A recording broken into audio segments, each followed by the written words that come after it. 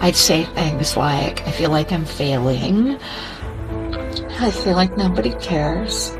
Or I feel like I'm not enough. But here's what I learned.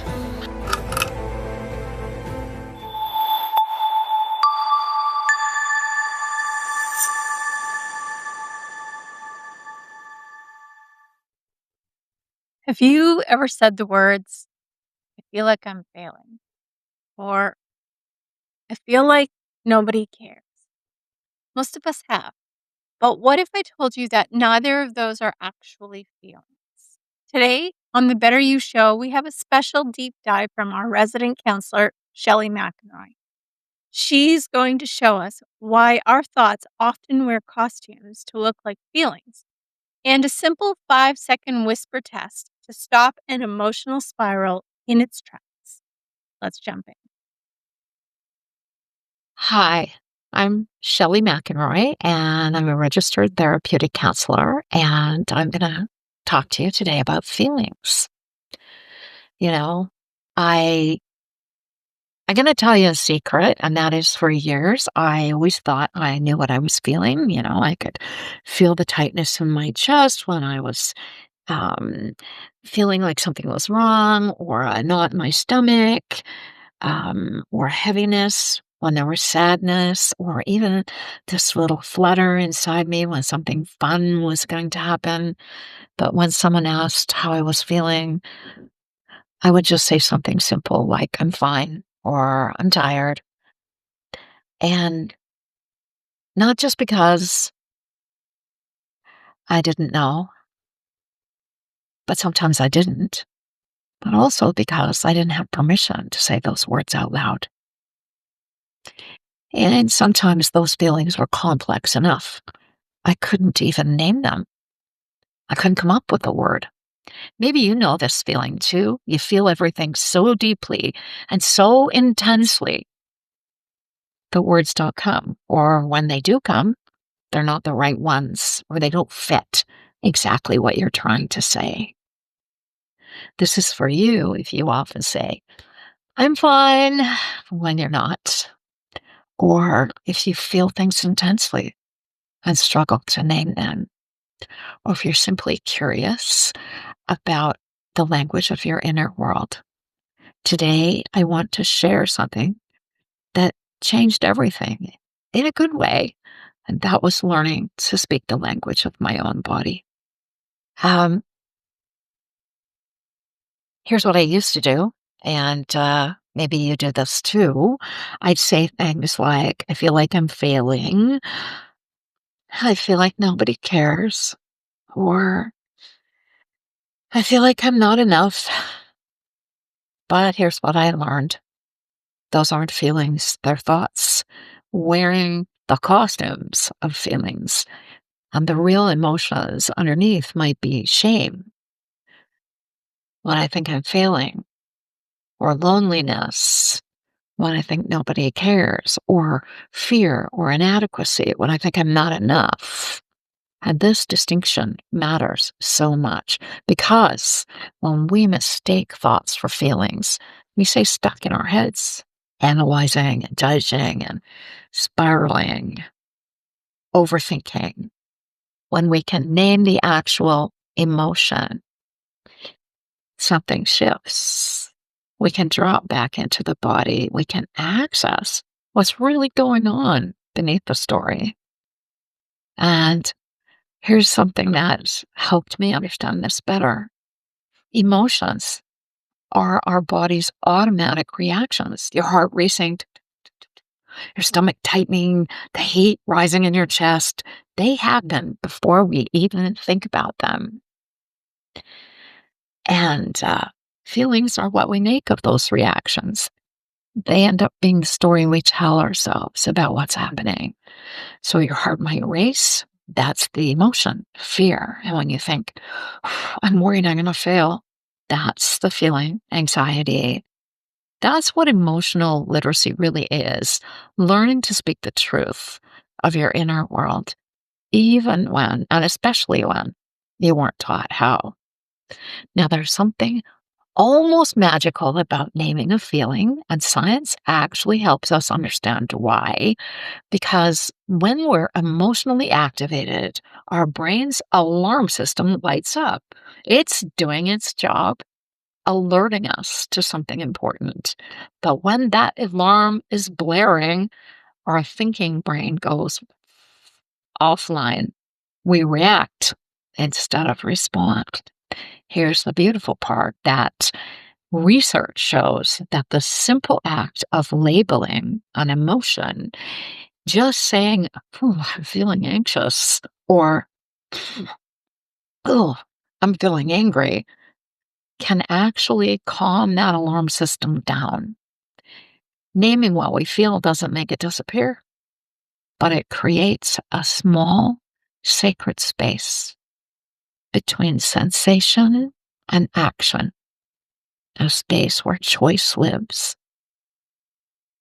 And that space, that's where healing begins.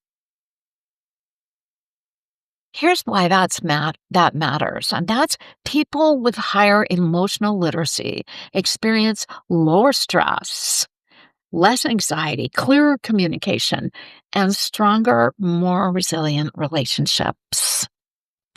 This isn't a luxury, it's a foundational life skill. So let me share something you can try right now or the next time a big feeling rises. Um, you might want to call it the whisper test or something, but first, just take a pause with a slow, intentional breath and then whisper the name of that feeling: anger, joy, longing, loneliness, softly to yourself. Whatever that feeling is, notice that change, that little shift in your mind might feel a little clearer, your body a little lighter. Just naming it is enough. You don't need to fix or change anything. And if you want to go a little deeper, try this. Think of feelings like layers of an onion. There's often something beneath that first feeling you notice. So here's what you can do. Notice where the feeling is living in your body. Is it tight, heavy, fluttery, warm? Breathe into that space. And just think, what is that feeling? Trying to show me what's going on under there. Sometimes a second feeling will come. I think one of the ones that I know best is that sometimes underneath the anger, there's hurt. Yeah. And sometimes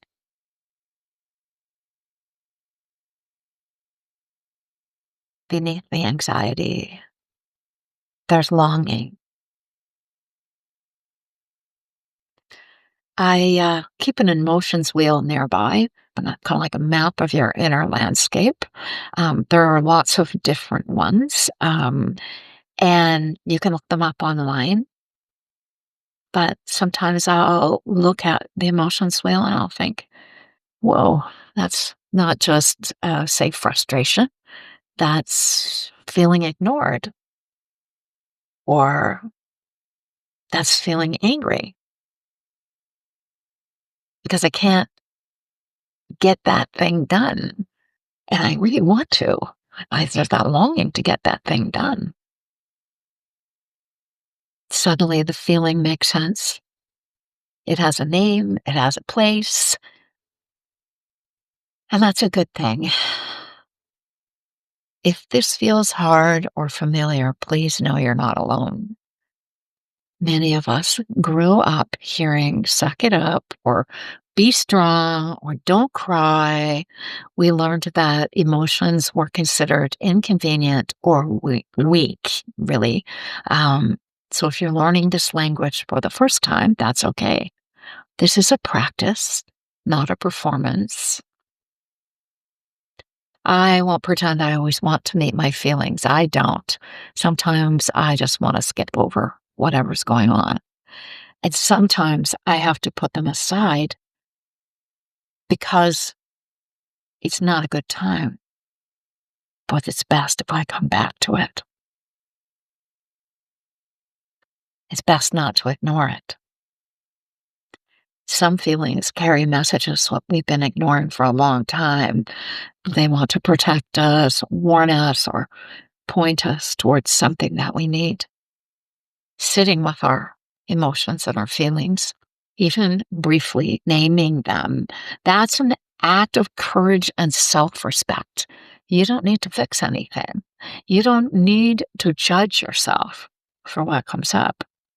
Just notice it, accept it. Yeah, maybe so the next time feeling arises, whether it's one you welcome or one you'd rather avoid, maybe try naming it, whispering its name, write it down, notice where it lives in your body. Think about what that emotion or feeling is trying to show you. And give yourself that gift of choice, of space, because you matter enough to take the time to get to know yourself. Thanks for being here with me today. I'm really grateful.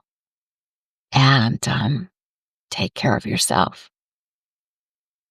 That distinction between a thought and a feeling is a total game changer for emotional literacy. I'd love to hear from you in the comments. What is one thought you've been mistaking for a feeling lately? If you found Shelley's whisper test helpful, hit that like button so we know to bring her back for more solo sessions. No matter what, always remember that you matter, so please take care. Oh, hey, thanks for watching.